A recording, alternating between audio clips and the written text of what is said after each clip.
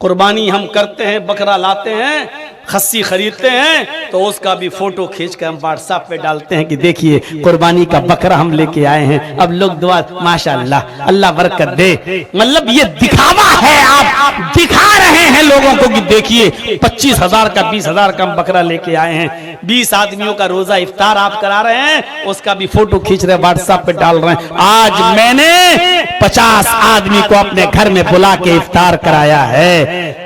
दुआओं में याद रखना, हकीकत में दुआओं में याद रखना नहीं होता, बल्कि अपने बारे में जताना होता है कि देखो मैंने इतना इतना लोगों को इफ्तार कराया है। मेरे प्यारे साथियों, तसव्वुर कीजिए हमारी कौन सी इबादत आज खालिस है, सिर्फ अल्लाह के लिए रह गई है, उसमें दिखावा नहीं।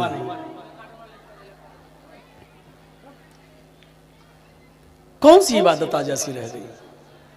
हज करने जा रहे हैं या उम्रा करने जा रहे हैं तो वहां खाने काबा के सामने हराम की हालत में फोटो खींच के व्हाट्सएप पे डाल रहे हैं। आज अल्लाह ने मुझे उम्रे की तौफीक दी है, अल्लाह से दुआ कीजिए अल्लाह कबूल फरमाए। अबे बेईमान, लोगों से क्यों कह रहा है कि कबूलियत की दुआ कर? तू खुद बात जल गिरा, रब से अपने गुनाहों की माफी मांग जो हिंदुस्तान में करके गया है। तू अपने हाथ उठाकर अपने आंखों के पानी से अपने गुनाह की स्याही को धुल। ये लोग तेरे गुनाह क्या माफ कराएंगे? तुझे मालूम है कि तूने कितने कितने गुनाह किए हैं, तो खुद अपने गुनाह की माफी मांग। ये गुनाहों को माफ कराने का तरीका बहुत गलत है, इंतहाई घटिया है कि हम उम्रे का फोटो खींचें और लोगों से कहें मेरे लिए दुआ करना। उम्रा आप करें, दुआ लोग करें आपके गुनाहों की माफी की। कुर्बानी के बकरे का फोटो आप भेजें, दुआ लोग करें अल्लाह इसकी कुर्बानी कबूल फरमा ले।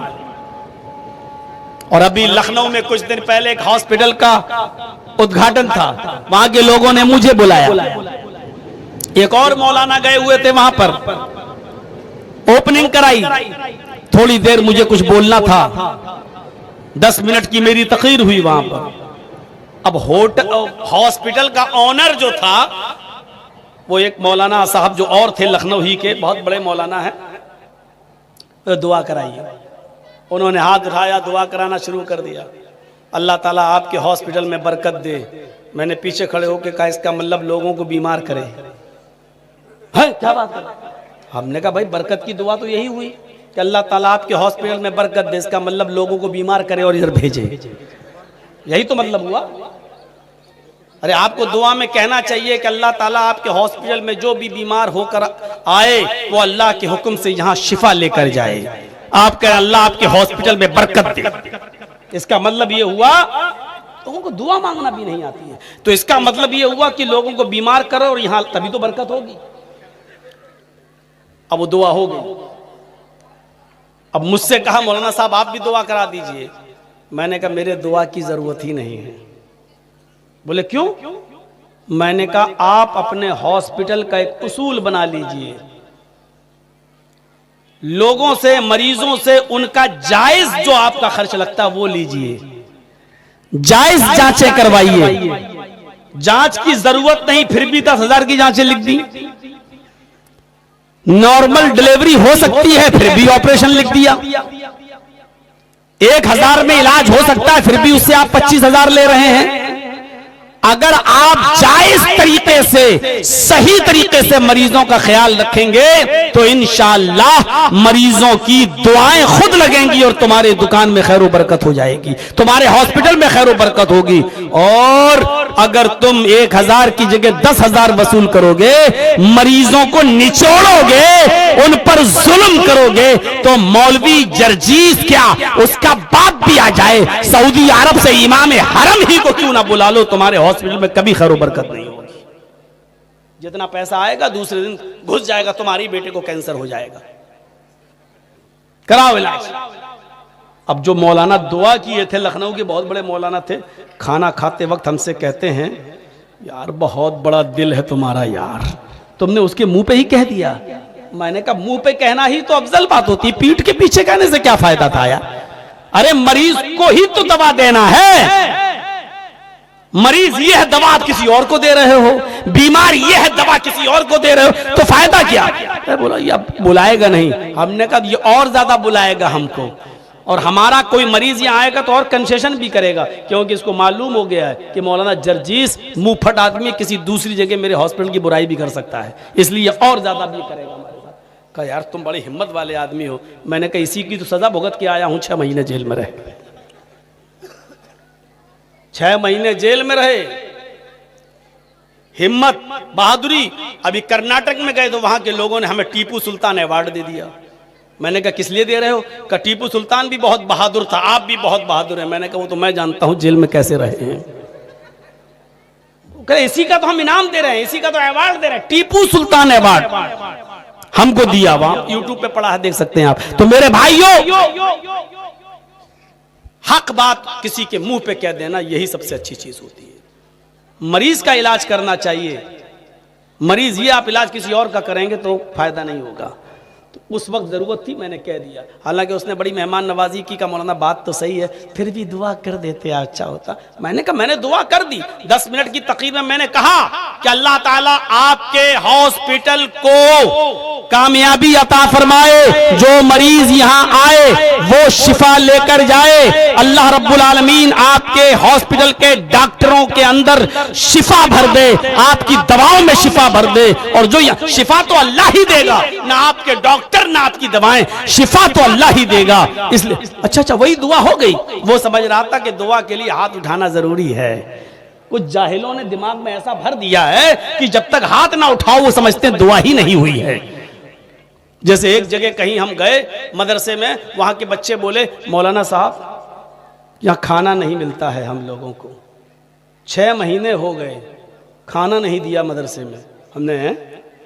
मैंने स्कूल के सब उस्ताद को बुलाया मीटिंग के। मैंने ये क्या है बच्चे कह रहे हैं? कह रहे मौलाना हम तो तीनों टाइम उनको देते हैं, नाश्ता भी देते हैं, दोपहर में भी देते हैं, शाम को भी देते हैं। मैंने बच्चों से कहा कि तो कह रहे हैं देते हैं, तो कहा नहीं भात नहीं मिलता है, चावल नहीं मिलता, रोटी मिलती है तीनों टाइम। हमने कहा अच्छा ये लोग चावल को खाना समझ रहे हैं और रोटी को नाश्ता। तो वो बेचारे वो सही बोल रहे थे, वो कह रहे थे कि हमको खाना नहीं मिला। और जब मदरसे के असातिज़ा की बात सुनी तो उन्होंने कहा हम तो तीनों टाइम देते हैं। तो उनका जो खाना था वो उनको आप दे नहीं रहे हैं, और जिसको बेचारे वो नाश्ता समझ रहे हैं इसलिए वो कह रहे हैं मैं खाना नहीं मिल रहा है। तो बहुत से लोग चावल ही को खाना समझते हैं। इसी तरीके से बहुत से लोग हाथ उठाने ही को दुआ समझते हैं। बेचारे वो हाथ उठाओ तभी दुआ है, बगैर हाथ उठाए दुआ मानते ही नहीं। अरे अल्लाह के बंदे, आपने हमसे सलाम किया, अस्सलाम वालेकुम, मैंने कहा वालेकुम अस्सलाम, ये दोनों ने दुआ दी है, इसके लिए हाथ नहीं उठाया गया। मैंने कहा अस्सलाम वालेकुम, ये दुआ ही तो है, अल्लाह की सलामती हो आप पर। आपने कहा वालेकुम अस्सलाम, आप पर भी हो। अब हाथ उठाना जरूरी है। अब मैं कहूँ अस्सलाम वालेकुम, आप उधर से कहें वालेकुम अस्सलाम, तभी समझोगे आप ये दुआ हुई। तब तो बड़ा गड़बड़ हो जाएगा। तब तो लैट्रीन में जाओगे और पैंट खोलोगे, तब कहोगे अल्लाहुम्मा इन्नी औज़ु बिका मिनल खुब्सि वल खबाइस, तब जाकर बैठोगे। और जब लैट्रीन से निकलोगे तब कहोगे गुफरानका। हाथ उठाने ही को बहुत से लोग दुआ समझते हैं, जो गलत है। अल्लाह के नबी ने जहां हाथ उठाए वहां उठाओ, जहां नहीं उठाए वहां नहीं उठाओ।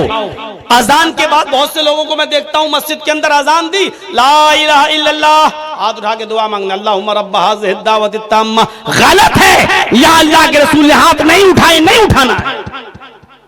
बहुत से लोगों को देखा, चांद देख लिया रमजान का, ईद का, अल्लाहुम्मा हिल्लु बिल अम्न, अरे दुआ मांगने लगे हाथ उठाकर चांद। अरे वहां हाथ नहीं उठाए अल्लाह के रसूल ने, वहां नहीं उठाना है हमें हाथ। जहां नहीं उठाए वहां नहीं उठाना, जहां उठाए वहां उठाना। और अगर आपको हाथ उठाने में हर्ज किया है तो इसका मतलब यह है कि रसूल ने जो दिया है वो आप काफी नहीं समझ रहे हैं। आपने अपनी तरफ से जो सही समझा उसको इस्लाम समझ रहे हैं। इस्लाम वो नहीं जो आप सही समझ रहे हैं, इस्लाम वो है जिसको मोहम्मद रसूलुल्लाह ने दिया है, वो सही।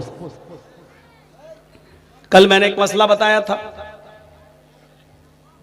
हम लोग क्या समझते हैं, जैसे जर्जीस साहब टोटो पे आए, आपके इलाके में आ गए, टोटो वाले से पूछा भाई साजुर मोड़ से यहां तक आए हुए हैं, कितना रुपया हुआ? 20 रुपया। जर्जीस साहब ने पैसा निकाला, वो 100 का नोट था। मसला याद रखिएगा, बहुत गौर से सुनिएगा, ये सब हमारे यहाँ होता है। 100 का नोट था। टोटो वाले ने कहा कि भाई चेंज नहीं है पैसा, खुला नहीं है पैसा।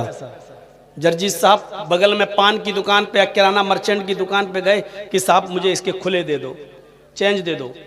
उसने कहा साहब चेंज हमारे पास भी नहीं है। कहा साहब इसको देना है ज़रा टोटो वाले को। तो ऐसा है कि 20 रुपए आप दे दीजिए, थोड़ी देर में बैठ जाऊंगा, जब आपकी दुकानदारी हो जाए 80 रुपए और आ जाए, बाद में हमें 80 और दे देना। उसने 20 रुपए आपको दे दिया, आपने टोटो वाले को दे दिया। थोड़ी देर के बाद उसने 80 रुपया आपको और दे दिया। हराम है ये। आप सोच रहे होंगे इसमें गलत क्या है भाई? 20 रुपए पहले दे चुका था, 80 बाद में दे दिया। करेंसी के बदले में करेंसी चेंज होगी, सोने के बदले में सोना, चांदी के बदले में चांदी। यदम भी यदिन, हदीस में यह आया, एक हाथ से दो, दूसरे हाथ से लो। आपने 20 लिए हैं तो 20 उसको वापस करना है। यह शक्ल होनी चाहिए। साहब चेंज नहीं थे, अब क्या हो, उसकी शक्ल यह होनी चाहिए। आप उस दुकानदार से 20 रुपए उधार लीजिए कि साहब 20 रुपए आप मुझे उधार दे दीजिए और ये 100 का नोट मेरा गिरवी रख लीजिए। गिरवी समझते हैं ना, रहन, गिरो। आप इसको गिरवी रख लीजिए मेरा। मैं आपका जब 20 रुपया वापस कर दूं तब आप मुझे 100 रुपए वापस कर देना।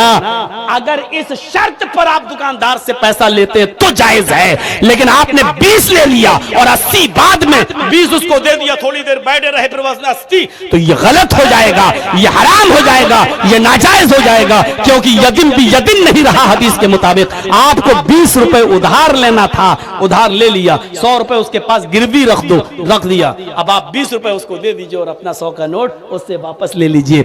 आपको उसने 20 दिया, आपने उसको 20 दे दिया। उसने आपसे 100 लिया, उसने आपको 100 दे दिया। ये हुआ यदीन भी यदीन। आपने जो दिया वो आपको मिल गया, उसने जो लिया वो आपको दे दिया। ये है बिजनेस, ये है तिजारत, ये है हलाल, ये है जायज। ये जायज नहीं है 10 रुपए आप दे दीजिए, 90 रुपए जब आएंगे तब आप दे दीजिएगा, या थोड़ी देर के बाद मैं आपसे ले जाऊंगा। ये गलत हो जाएगा। जबकि अकल क्या कह रही है, यार क्या है 100 रुपए ही तो है, हमें तो 100 रुपए मिल ही रहा है। अकल कह रही है सही है, लेकिन शरीयत कह रही है गलत है। सही वो नहीं है जो आपकी अकल कह रही है, सही वो है जो जनाब मोहम्मद रसूलुल्लाह की शरीयत कह रही है। आप कह रहे होंगे ये मौलाना तो दिमाग ही खराब कर देता है। आज तक ये मसला नहीं बताया किसी मौलवी ने, मेरे भाइयों नहीं बताया, तो इसका ये मतलब नहीं कि उसको इल्म नहीं है। बहुत सी बातें ऐसी होती हैं जो सबके सामने नहीं आ पाती हैं। हमारे सामने भी बहुत सी बातें नहीं आई हुई हैं। ये बिल्कुल गलत है कि उसको पता नहीं, उसको इल्म नहीं, लेकिन सोचना चाहिए और समझना चाहिए। मैं इसी पर अगर तकरीर कर दूं, फल आने से पहले किसी चीज की खेती जायज है कि ना जायज, फलों को बेचना जायज है कि ना जायज, आम का फल आया नहीं है, उन आम को अभी बेचना जायज है कि ना जायज। अगर इसी पे बोल दूं कि आम के बदले में कोई आप भाई मुझे आप अपने बाग का आम दे दो और मैं आपको अपने बाग का सेब एप्पल दे देता हूं, तो आम के बदले में सेब देना जायज है कि ना जायज? ये अगर इस पे बोलूं तो आपकी अकल हैरान रह जाएगी कि क्या लेके बैठे। और हो सकता है कि सब खत्म हो जाए, यहां से चले जाए, किसी को समझ में ही नहीं आया कि मौलाना बोल क्या रहे हैं। कहेंगे कि बहुत ऊपर चली गई हमारी ये तकरीर हमारे दिमाग से। इसलिए हम 25 साल से आपके इलाके में आ रहे हैं, बिहार बंगाल, तो मैंने नब्ज समझी है आपकी बीमारी कि आप सुनना क्या चाहते हैं और हमको सुनाना क्या है। तो मेरे भाइयों, डॉक्टर वही कामयाब है जो मरीज की मर्ज को समझ ले। डिग्री वाले नहीं, बहुत बड़े बड़े डिग्री वाले लोग डॉक्टर पढ़े हुए हैं, MBBS, MD, DM, बहुत बड़े बड़े डॉक्टर, लेकिन वो दवा दे फायदा ही नहीं हो रहा। अरे मरीज की नब्ज पकड़ो, पहले समझो कि उसको मर्ज क्या है, इसमें कौन सी एंटीबायोटिक लगेगी, इसमें कौन सी दवा चलेगी। आपको मर्ज समझ में नहीं आ रहा है, डिग्री लिए बैठे हैं। डॉक्टर छोटा ही सही लेकिन मर्ज को समझता है और मर्ज के मुताबिक दवा दे रहा है, तो वो डॉक्टर कामयाब है। हमने मर्ज को समझा है मेरे प्यारे साथियों, वरना बंगाल में इतनी मोहब्बत एक उर्दू बोलने वाले को कहां मिलती है। एक उर्दू बोलने वाले को 25 साल से बंगाल के लोग बर्दाश्त कर रहे हैं, सुन रहे हैं। अभी कल हम जहां बोल के आए बंगाल में खोपा काटी हरिश्चंद्रपुर के पास, बोलने से पहले ही अगले साल की डेट ले लिया। मौलाना साहब अगले साल की, मैंने कहा पहले आज सुन तो लो, पता नहीं हो सकता पसंद करो ना करो। नहीं नहीं नहीं, आप पसंद है हमको, अगले साल का डेट दे दीजिए। इस साल दिसंबर में थोड़ा सा लेट हो गया, अगले साल अक्टूबर में दे दीजिए। अगले साल का डेट ले लिए। मेरे भाइयों जरा गौर कीजिए, ये बंगाल वाले इसीलिए तो हमको पसंद कर रहे हैं क्योंकि हमने इनके मर्ज को समझा है, मर्ज को समझ लिया, वो डॉक्टर कामयाब है।